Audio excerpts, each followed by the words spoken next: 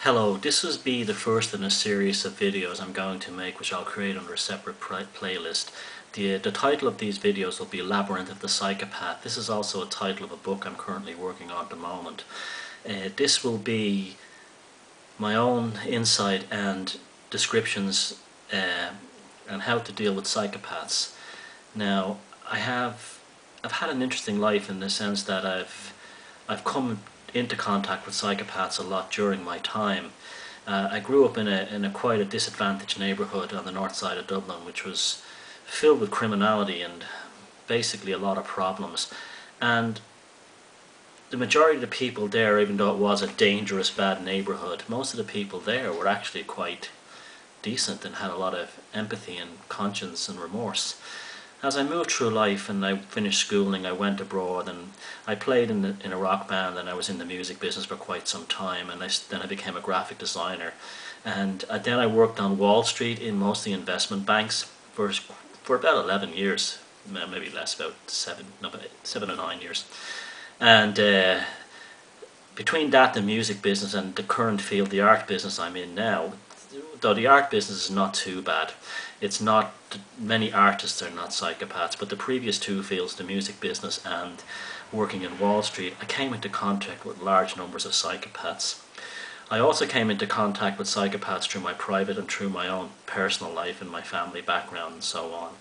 And I've also studied and read a lot into psychopathy and the issue of psychopaths and sociopaths, which is the same thing. So this will be the first video in this series, and I'm going to talk about how to recognize a psychopath and how these psychopaths enter your life. Now, the first thing I have to say to anybody when dealing with the issue of psychopaths is forget your previous prejudices about psychopaths and sociopaths. They're not all serial killers. In fact, almost none of them are.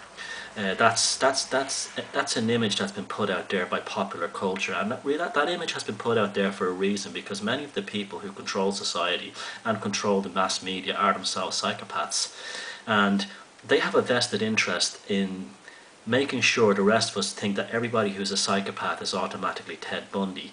Ted Bundy was a psychopath, but he was the extreme exception. The vast majority of psychopaths are completely socialized within normal society. They are not, bug-eyed serial killers. They are not crazies. They are not social misfits. They are not all criminals. In fact, very few of them are criminals in the actual legal, judicial sense.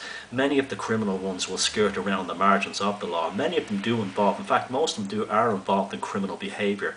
But the majority of them, they just go through life without any sense of conscience, without any ability to feel for another person's feelings.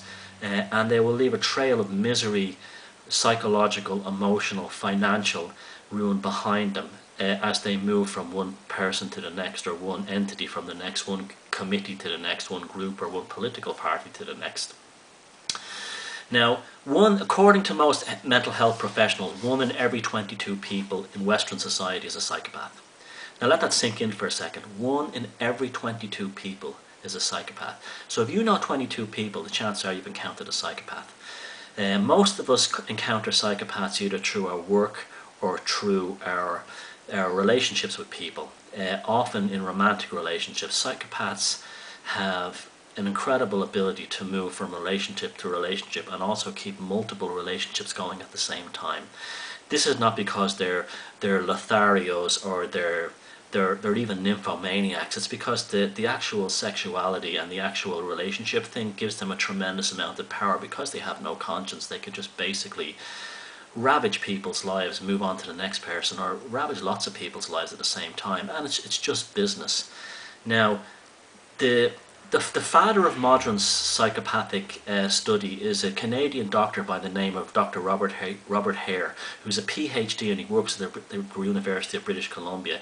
He's written some excellent books on the subjects, but the one I would recommend the most would be Without Conscience, which is an excellent book.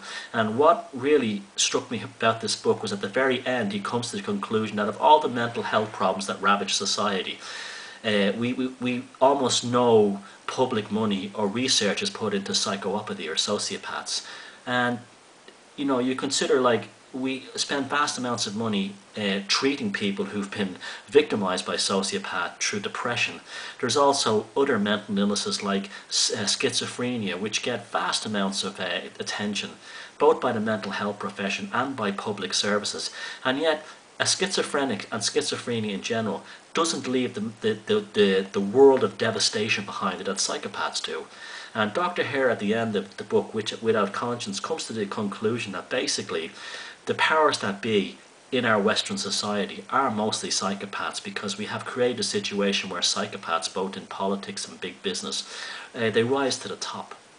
And they have a vested interest in the rest of us either believing that psychopaths are all like bug-eyed axe murderers, or that they don't really exist. And this is a very important issue for them, because they basically don't want us to find out what a psychopath is, and we may start looking at our leaders and saying, uh-oh, and putting 1 and 2 together. Now, Dr. Robert Hare was the first person to quantify psychopathic behaviour. In the modern sense, you can create this checklist, which is actually very good. He basically working in a criminal psychology, criminal psychopathy background, doing very good clinical work on psychopathic criminals, which are the minority in prisons, believe it or not, and using things such as CAT scans to monitor psychopaths' brains when shown like harrowing images, and then comparing them to non-disordered people. He was able to determine that there was actually a neurological and a neuroelectrical trait to the psychopathic behavior, but still didn't actually get to the root of what actually causes someone to be a psychopath. Is it genetic? We're still out on that one.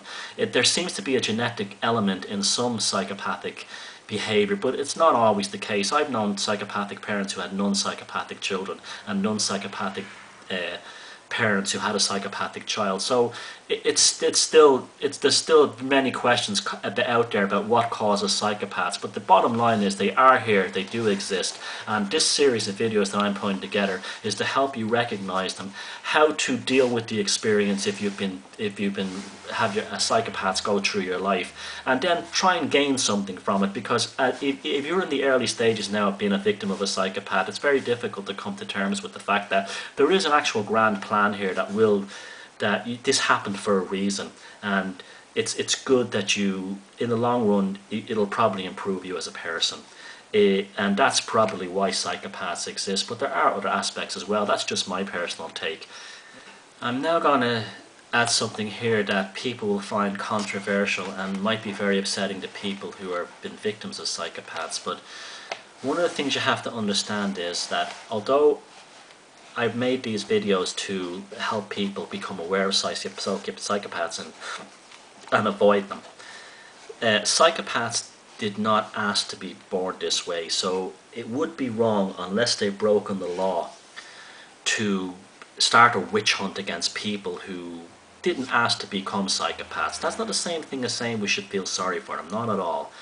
But a lot of them wake up to the fact that they're a psychopath at age 14 when they look around, 14, 13, they look around and see that other people have certain things called empathy and feelings and emotions, and they generally don't have them, and they can't figure out also why maybe other people don't like them.